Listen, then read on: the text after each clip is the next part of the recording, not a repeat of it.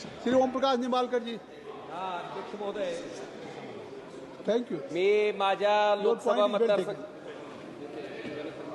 Mic mic mic mic अध्यक्ष महोदय, you start, आप बोलना शुरू करिए. हाँ। आपका माइक आ जाए. मैं मेरे लोकसभा चुनाव क्षेत्र का एक विधानसभा चुनाव क्षेत्र है तुलजापुर, वहां की सिर्फ एक बात आपके समक्ष रखना चाहता हूं. अध्यक्ष महोदय, आरोनी म्हणजे निवडणूक निर्णय अधिकाऱ्यानं त्या ठिकाणी आयडेंटिफाय केलं की 6000 बोगस मतदान त्या ठिकाणी नोंदवलं गेलेत. आरोनी जाऊन FIR रजिस्टर केला आणि हा गुन्हा नोंद होऊन जवळपास आता 1 वर्ष होत आलंय, पण याच्यामध्ये कुठल्याही प्रकारचा तपास झालेला नाही. तुळजापूर विधानसभा मतदारसंघामध्ये एका मतदारसंघात 6000 बोगस नावं त्या ठिकाणी नोंदली गेली होती. ज्या मोबाईलवरनं OTP पाठवले होते ते पोलिसांकडे आहेत.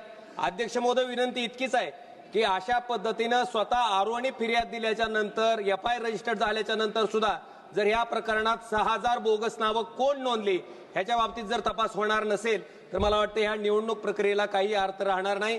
आणि अध्यक्ष महोदय, फक्त एकच गोष्ट मला सांगायची आहे की जे मुख्य निवडणूक आयुक्त त्या ठिकाणी निवडले जातात त्याच्यामध्ये पंतप्रधान महोदय, विरोधी पक्षनेता आणि त्या ठिकाणी सरन्यायाधीश असं त्या ठिकाणी स्ट्रक्चर होतं. सर, माझी इतकीच विनंती आहे की पूर्वीप्रमाणे असं स्ट्रक्चर त्या ठिकाणी असणं गरजेचं आहे जेणेकरून निवडणूक आयुक्त जो आहे तो त्या ठिकाणी पारदर्शक पद्धतीने काम करेल. धन्यवाद अध्यक्ष.